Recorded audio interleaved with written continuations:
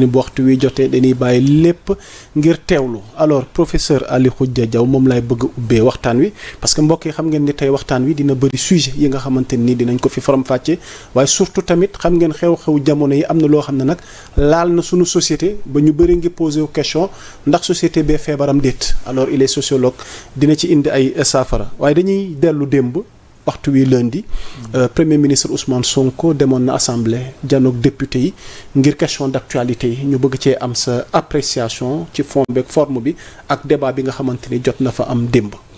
waaw merci beaucoup yaa Moussa démb effectivement le premier ministre a fait face aux députés man yàlla dafa def j'étais là-bas du début à la fin et on a constaté vraiment benn engouement bu am solo. Public bi nekkoon ci kaw tribune plénière yi par rapport aux questions-réponses bi amoon entre le premier ministre et les députés de l'Assemblée nationale. Le premier ministre est revenu sur beaucoup de sujets bi ñu ci gën a frappé mooy les réformes yi nga xam ne wax na ne dina ñëw. Exactement. 3 grandes réformes, les réformes majeures, n'est-ce pas? Mais aussi sur les questions de justice, surtout les questions de justice c'est revenu plusieurs fois. ñu di ko saluer. Alors ça a été un moment à l'Assemblée on a senti un léger gêne lorsque Ousmane Sonko di wax xam nga jàkkaarloo ministre de la justice bi di wax avec ce ton là et cetera tout ça on a compris que le ministre de la justice était un peu gêné mais xam nga loolu c'est dans la manière de faire. lan lañ ci mën a jàngat parce que coow li bëri na autant askan wi ngi naan yéex na ndax boobaak léegi yàkkamti nañ yenn dossier ñu jug ci alors moom mu am nu mu waxee et que keroog tamit gis nañ ministre de la justice tamit am nu mu waxee alors tey lan lañ mën a def comme taxaw seen exactement ko ci il y a un tiraillement bu am effectivement entre ce que le peuple réclame daar et la manière dont la justice fonctionne dans ce pays gis nga justice Sénégal dafa am une contrainte majeure mooy le nombre de magistrats instructeurs déficit c'est criard. Depuis 2017 xawma 2018 ce déficit là day augmenter de jour en jour les dossiers augmentent l'État ne recrute pas parce que pour former un magistrat il faut quoi 6-7 ans presque booy xool alors donc les dossiers augmentent les magistrats instructeurs yi ñu nekkoon ci kaw dem nañ retraite xale yi pour nga nekk un juge d'instruction il faut vraiment un background très lourd alors les cabinets sont déficitaires alors les dossiers augmentent la demande sociale est là. Le premier ministre buy wax naan le temps de la justice doit être le temps de la société. Parce que la justice est rendue au nom du peuple.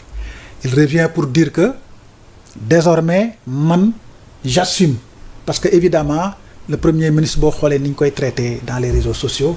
Tu te dis institution bi fan la nekk. Quand même quoi qu'il a pu faire quoi qu'il a pu dire dans le passé. C'est pas une raison pour tey mu nekk au pouvoir ay nit ñi jaw njël di ko jël di ko saaga à longueur de journée di ko wax ay wax yu naaw lu ne nga teg ko ci c'est une institution quand même. mais foofu soxla nañ fa sa xalaat. sociologiquement. exactement notre société. avènement réseaux sociaux. ak nu nu baaxoo ci suñu histoire sociaux maanaam culturelle ay saaga tey léegi ñu koy utiliser ci réseau yi dem ba ci institution mais surtout ba ci nit ñi. waaw xam nga Sénégal léegi on assiste à une. parce que bu demee ba waxee noonu am na lu xew. exactement waxee na xool démb. bien sûr nga xam ne nee na il ne va plus se laisser faire. exactement xam nga c'est un père de famille donc c'est un acteur politique c'est un homme tout court am na ay raisons yoo xam ne pour qu'il se sente frustré mais c'est que Sénégal de plus en plus on assiste à une démocratisation de la haine n'est-ce pas tout le monde suba soo xëyee. mën nga gis lu la naqari ci réseau yi. mën nga gis loolu naqari ci nit ñi. ça c'est et du entre man ak yow.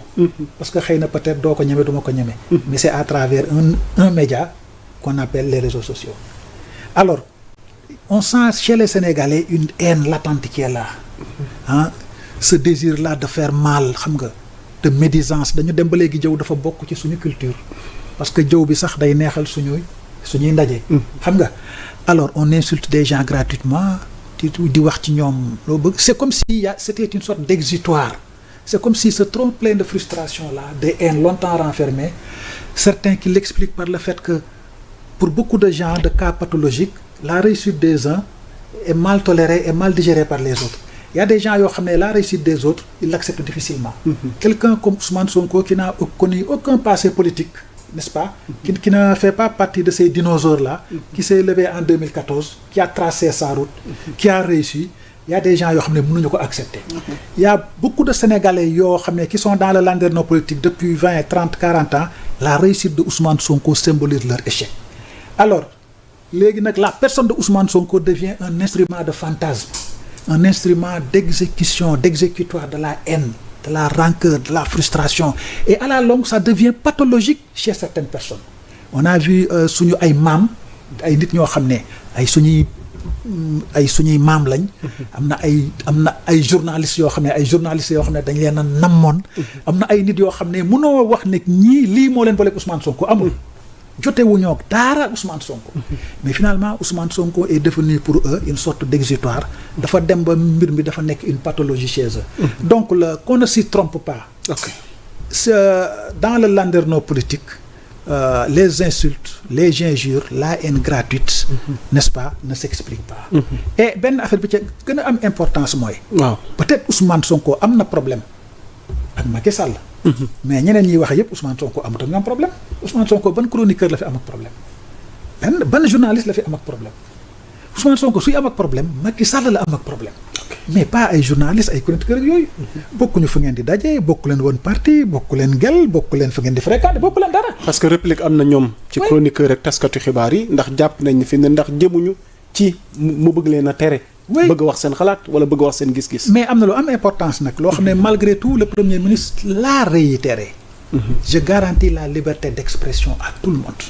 et hier à l'Assemblée il a lu l'article 10 de la Constitution. devant tout le monde mu wax li ci nekk lépp. alors yéen a ma ko gën a xam yéen ay journalistes yi.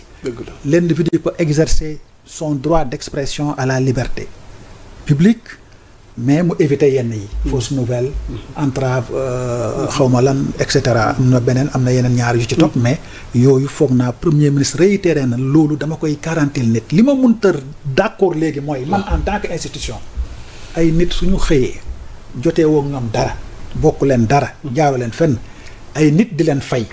parce que évidemment léegi boo xoolee lecture politique bi les grands hommes politiques yi de Sénégal ba léegi déggoo leen ñu wax. déggoo Amadou Ba de mu critiqué. Thierno Alassane Sall boo ko déggee muy wax assemblée la mu wax li muy wax dem yoonam. Thierno Bocoum c'est dans la presse lay wax li muy wax dem yoonam. Pape Djibril Fall assemblée lay wax li muy wax wala mu woote def li muy. dinañ ñëw ci ñoom sax ndax dégg nañ leen ñoom it def nañ ci ay sorties. bizarrement li ngay gis léegi c'est des chroniqueurs ou des journalistes qui ont pris la place des opposants politiques. te loolu c'est visible c'est constaté par tout le monde. alors ñun nous ne sommes pas contre mais na am limite. les chroniqueurs ont le droit de chroniquer les journalistes ont le droit de véhiculer des informations mais saaga xaste ñàkk a ormal nit bokkul ci journalisme. du journaliste nag yeneen journalistes yi. am na solo xam nañ ne loolu bokku ci. c'est important.